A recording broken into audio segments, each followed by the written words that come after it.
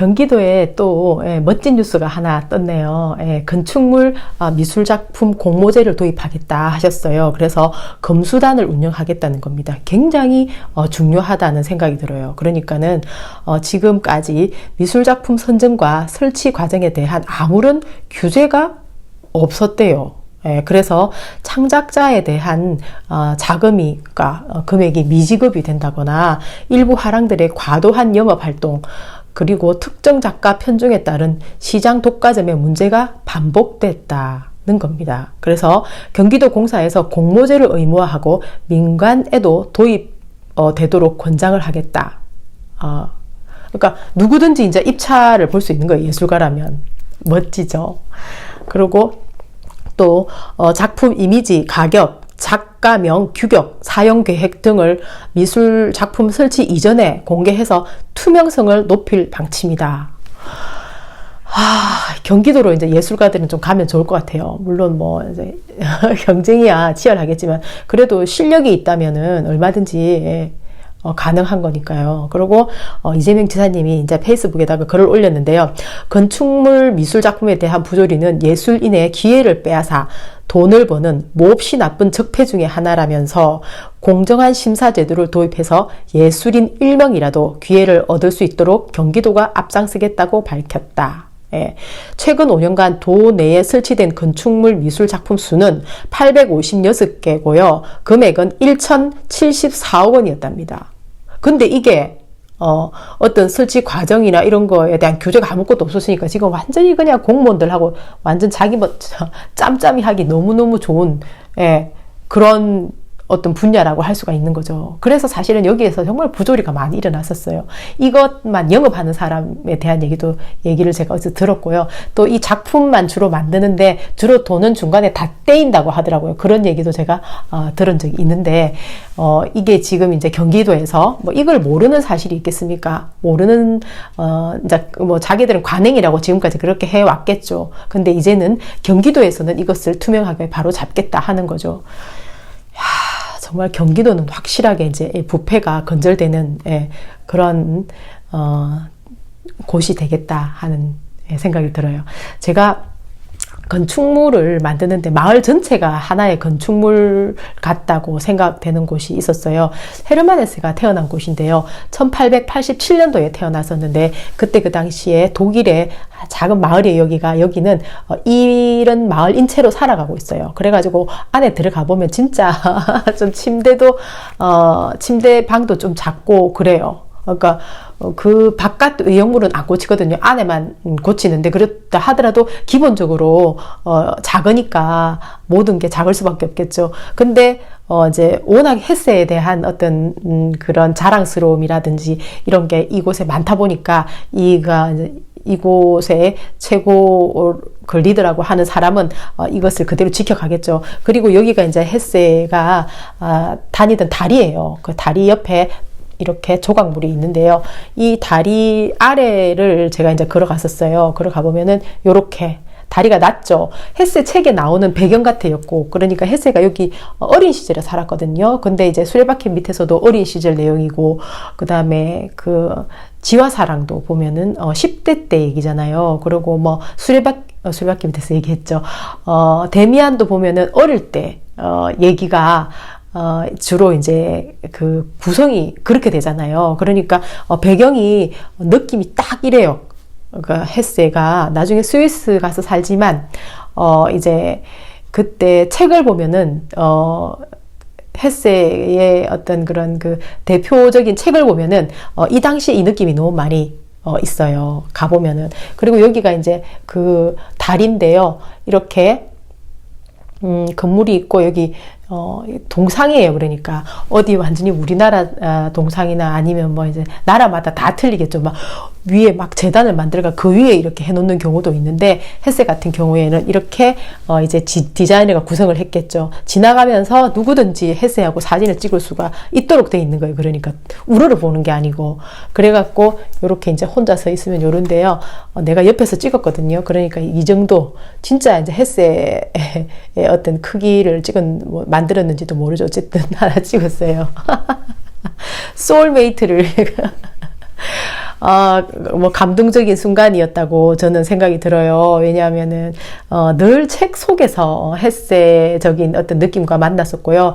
혹은 영화 만났었는데 그 마을에 직접 가서 그 느낌을 그대로 받으니까 또 하나 고마운 것은 이런 거죠. 이런 조형물 자체를 이렇게 전혀 동떨어지지 않게 만들었다는 것. 그것은 이 시대를 사는 내가 그때 그 당시에 만들었던 예술가에게 정말 감사를 보내는 그럴 수 있는 거잖아요. 그러니까 경기도에서 지금 이렇게 미술 작품을 진짜 실력 있는 사람을 있잖아요. 중간에 막 이렇게 리베이트를 준다든가 뭐 썩은 부패한 돈을 먹인다든가 해가지고 완전 허접한 작품이 아니라 진짜 멋진 작품이 전시가 된다면은 이제 얼마나 그 사람들이 거기 가서 행복감을 느낄 수가 있겠어요. 어떤 작가는 그림으로, 어떤 작가는 글로 표현되고 나중에 이제 그것을 어린 아이들은 읽고 또 이제 그건 전해질 거고, 그죠? 그래서 예술 작품은 계속 이어갈 수 있는 그런 작품이 진짜로 예술 작품인 거죠. 그래서 거기다 아트, 크리에이티브라는 말을 우리는 하는 거니까요. 예. 이재명 도지사님의 이 그 예술가에게 내미는 이 따뜻한 손길, 이건 정말 너무너무 멋지다. 그런데 말입니다. 이런 이재명 도지사님을 끝없이 공격하는 JTBC 손석희, 그리고 손석희가 지금 현재 왠지 모르게 감싸돌고 이제 좋은 쪽으로 이렇게 분위기를 만들어내는 사람이 있는데 바로 그 사람이 유시민이라는 거예요. 그리고 썰전에서 이제 이미 JTBC에서 썰전이라는 것을 통해서 이제 이제 나라의 정의를 바로 세운다 하는 그런 이미지를 많이 가져감으로 해가지고 중앙일보 것이다. 일보하고는 전혀 별개인 것처럼 그런 분위기를 아주 잘 만들었잖아요. 근데 지금 이 사람들이 하는 어떤 그 상황을 보세요. 이 사람들이 역시나 발톱을 드러내니까 중앙일보나 조선일보나 똑같거나 더한 거잖아요. 그러니까 이 JTBC하고 썰전이 다 똑같았던 겁니다. 결국은 홍석현이하고 홍석현이의 그 아들을 위해서 이 작품은 만들어진 거예요. 이 거짓은. 그러면은 내가 볼 때는 유시민이 왜 그렇게 이재명 도지사님이 도지사 되는 그 순간에 화가 나고 질투가 났을까 생각을 하게 되는 거예요. 그리고 그때 그 당시에도 굉장히 그 투표가 사표가 많이 날 거다 하면서 이제 그것을 살펴봐야 된다 이러면서 이재명 도지사님에게 아주 불리한 그런 상황이기를 바라는 듯한 뉘앙스를 풍겼어요. 예. 그것이 나는 계속 그 사람을 불신하게 하는 어떤 이제 강렬한 요소가 되었죠. 그러고는 이제 그때 그 당시에 이제 문바, 그러니까 전해철에 있는 해경궁 김씨를 찾아서 뭐 궁차싸 이런 사람들이 댓글에다 쓰내고 퍼나르고 하는 것과 똑같은 얘기를 했었거든요. 유시민은. 그래서 나는 유시민은 그쪽하고 하나구나 하는 생각을 했었어요. 진짜로 딱 그 사람들이 어떻게 했나요? 나중에 남경필 찍자고 했었잖아요. 그런데 남경필을 이재명 도지사가 이겼어요. 그렇게 했는데도 모든 적폐들이 다 힘을 합쳤는데도 이재명 도지사님이 60% 가까이 이겼습니다. 그런 도지사님한테 피를 철철 흘리는 이재명 도지사님한테 유시민이 뭐라고 했나요? 칼을 꽂았어요. 예. 나는 그렇게 생각해요. 나는 너무너무 실망했다. 대단히 실망했다. 크게 실망했다. 이러면서 이제 그 자기가 가지고 있는 속에 있었던 내용을 완전히 자기도 모르게 표출한 게 아니고 아주 정치공학적으로 표현을 한 거예요. 그게 바로. 그러면은 그 사람에게 어째서 그런 일들이 있었을까 하는 생각을 하면서 옛날을 한번 뒤져봤어요. 보니까 고은광순이라는 사람이 옛날 유시민하고 아주 깊은 연관이 있었더라고요. 그런데 이 사람이 이번에 김부선이 만든 이 조작 뉴스에 딱 들어왔었잖아요. 고은광순. 이 사람이 김부선하고 자기는 아주 이제 절친하다. 근데 김부선이 늘 그 이제 이재명 도지사에 대해서 얘기를 했다고 했잖아요. 예, 무슨 연인 관계라고. 근데 지금 그게 거짓인 게 완전 다 드러났잖아요. 근데 고은광수는 아무 말도 없잖아요. 이 여자는. 그러니까 이 여자가 알고 보니까 이제 그 제주도 여자고요. 같은 제주도라고 해가지고. 그리고 이제 제주도 출신이면서 보니까는 유시민하고 어떻게 연관이 되냐면은 유시민 와이프하고 연관이 돼요. 구글에서 이제 찾았거든요. 보면은 이게 이제 이 얼굴 큰 여자가 고은광순이고 사진에 작게 나온 사람이 유시민의 와이프예요. 근데 같은 제주도 출신이면서 이제 서로 간에 이제 커뮤니티를 좀 이제 돈독하게 가지고 있는 그런 게 있는 것 같아요. 그런데 이제 이 고은광순이라는 사람이 유시민이 책을 냈을 때 자기가 또 한마디 한 게 있어요. 단심을 가진 사람은 단심을 알아본다 이러면서 유시민을 극찬하는 그런 글을 썼어요. 이 사람이. 그러니까는 내가 볼 땐 그래요. 유시민이 참 여기저기 잘 끼어드는 사람이다. 그죠? 그러고 이제 노무현 재단 뭐 이사장인가요? 노무현 재단에 갔잖아요. 어쨌든 두고 보면 알겠지만 내가 볼 때는 손스키가 이렇게 유시민을 띄우는 것은 결국은 이제 앞으로 두고 보면 알겠죠. 나는 이제 삼성은 항상 다 양쪽을 다 관리를 하거든요. 여당, 야당. 옛날에도 300명을 다 돈을 먹였다는 얘기가 있잖아요. 수단과 방법을 안 가리고. 예, 그렇기 때문에 이제 국회에 오래 있었던 사람들은 대부분 의심을 많이 하게 되는 거죠. 그러니까는 그러면은 유시민은 지금 세탁을 했지만은 신분 세탁을 했지만은 우리나라 대통령 중에서 이제 우리나라 전쟁 이후의 대통령 중에서 야당 대통령 말고 그러니까 야당 대통령이 아니라 민주당에서 나온 대통령이 3명 있잖아요. 3명. 김대중, 노무현, 문재인. 나는 김대중 이분이 가장 훌륭하다 생각해요. 우리나라 역대 대통령 중에서도 제일 훌륭하고 그 다음에 민주당 중에서도 이분은 삼성에게 이제 이렇게 완전히 조종당하는 사람이 아니었다 이렇게 생각을 하거든요. 근데 지금 이제 노무현 때 와서는 이제 삼성에 조종을 당하는 그런 상황이 된 거죠. 왜냐하면은 선거 자금을 삼성의 돈으로 치르다 보니까 그렇게 된 거예요. 그래서 그렇게 되기 그 전까지는 노무현 대통령의 발자취는 훌륭했다. 대통령 되기 전까지는 이제 완전히 이제 사람 사는 세상, 공정한 세상을 만들겠다, 부패하지 않겠다, 이렇게 얘기해가지고 대통령이 딱 되었는데, 잘 할 수가 없었어요. 예. 안희정이, 이제 정치 자금을 받아가지고 민주당에서 이걸 가지고 대통령이 되었다 하는 그런 것 때문에 감옥을 갔잖아요. 그러니까는 들킨 게 그 정도기 때문에 들키지 않은 것은 엄청났었다. 그러다 보니까 진짜 나라를 위해서 제대로 할 수가 없었어요. 그래서 연정을 해야 된다 어쩌고 저쩌고 하다 보니까 노무현 대통령 자체의 캐릭터를 그대로 살려내지를 못하고 탄핵까지 갈 뻔하다가 겨우겨우 살아남았잖아요. 그랬기 때문에 이제 유일하게 내가 볼 때 대통령직을 잘 수행한 사람은 우리나라에서 김대중 대통령 뿐이에요. 예. 지금 현재 문재인 대통령도 외치는 잘하고 있지만은 삼성한테 꼼짝도 못하고 있는 형국이잖아요. 예. 삼성 바이오 삼바를 아무것도 못하고 있으니까. 그런데 유일하게 정치를 잘한 김대중 대통령을 완전히 저주를 퍼본 사람이 유시민인 겁니다. 그러면서 남경필 찍자고 한 그 팀들하고 목소리를 같이 내면서 이재명을 공격하는 거예요.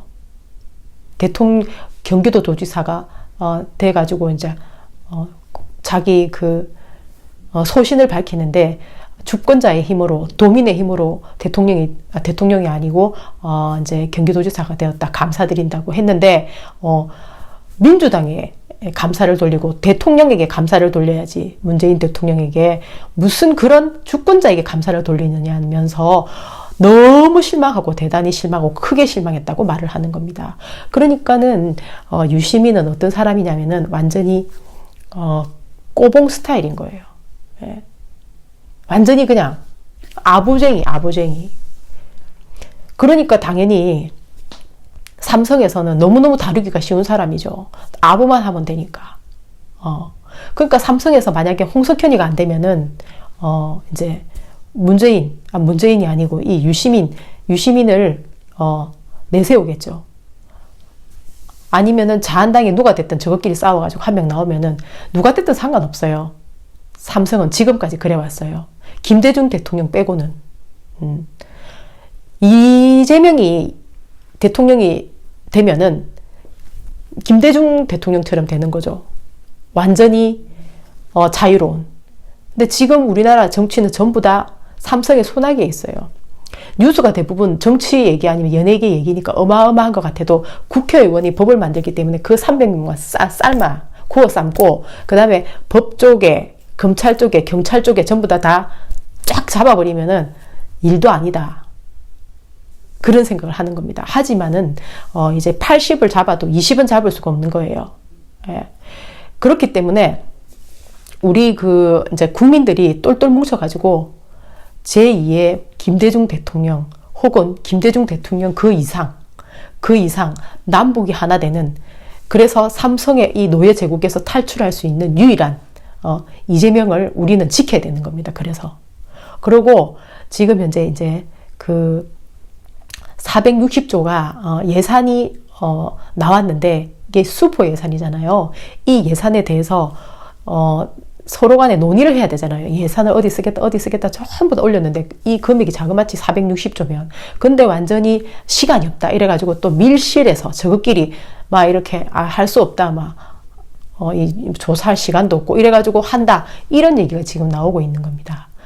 그렇게 해서 나는 박근혜 대통령 때 진짜 맨날 저런 식으로 돈 가지고 다 건설회사 퍼주고 조선에 퍼주고 대기업에 퍼주고 해가지고 대기업들은 3대째 세습이 돼가지고 지금 완전히 하이에나 때가 돼가지고 이 정말 우리나라에 진짜 제일 부패가 심한 떼거리가 집단이 돼 있잖아요.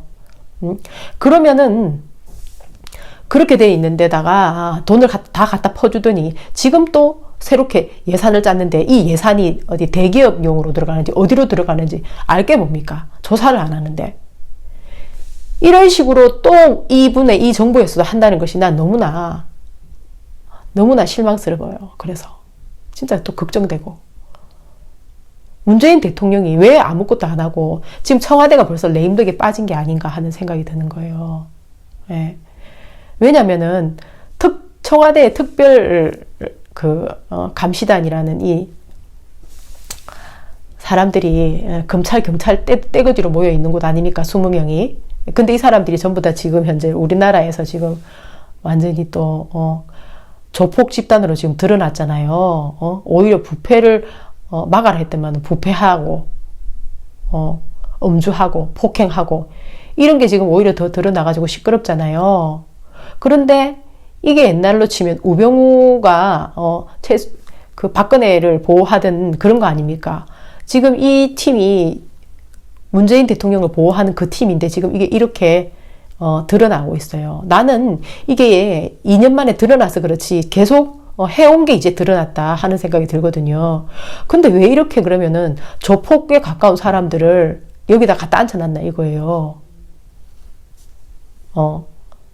조국이 그랬는지 문재인 대통령이 그랬는지 모르겠지만 아니면은 이때까지는 안 들키고 있다가 지금 와서 들키는 이유는 뭔가요? 또다시 레임덕에 빠졌나요? 이제 레임덕이 벌써 시작된 건가요? 그러면은 이제 청와대하고 이제 대통령이 지금 그럼 위험에 빠지나요?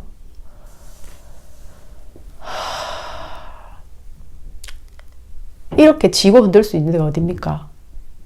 저번에 노무현 대통령 지고 흔들듯이 또 이제 삼성에서 문재인 대통령을 지고 흔들어가지고 아무것도 못하게 또 만드나요? 완전히 그 똑같은 실수를 또 하고 또 하고 또 하고 또 하고 결국은 이것은 내가 볼 때는 이것도 삼성이 어디가 됐든 상관없기 때문에 양쪽을 다 가지고 놀지 않나 하는 생각이 들어요. 그래서 주권자들이 똘똘 뭉쳐가지고 이재명 도지사님도 지켜야 되지만은 문재인 대통령은 탄핵되면 안 된다는 거죠. 예. 문재인 대통령이 한테로 지금 뭔가 모르게 가고 있는 것 같아요. 이재명 도지사님하고 문재인 대통령 두 사람에게.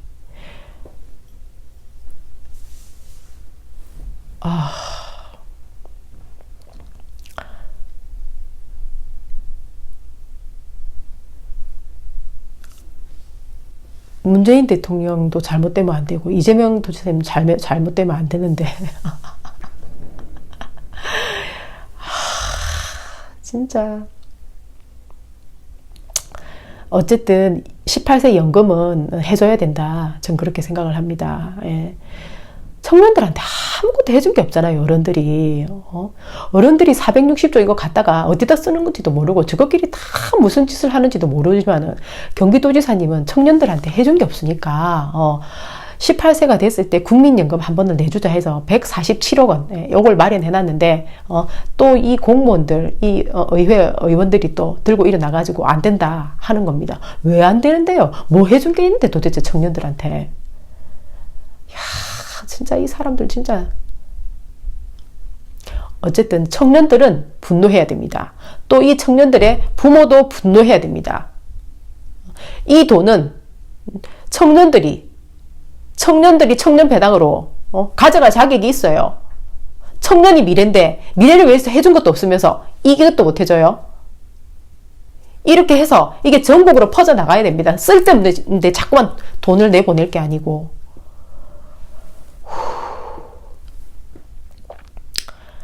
힘을 합쳐야 되겠어요. 진짜 더 힘을 합치고요. 예. 촛불을 들고 거리로 나가서 이 불공정과 이 부패와 이 하이에나 떼들과 이 똥파리 떼들, 이 개떼들과 깨어난 사람들과 사람들의 힘, 단결된 힘을 보여가지고 반드시 쟁취해야 된다. 그렇게 생각해요. 파이팅! 바이!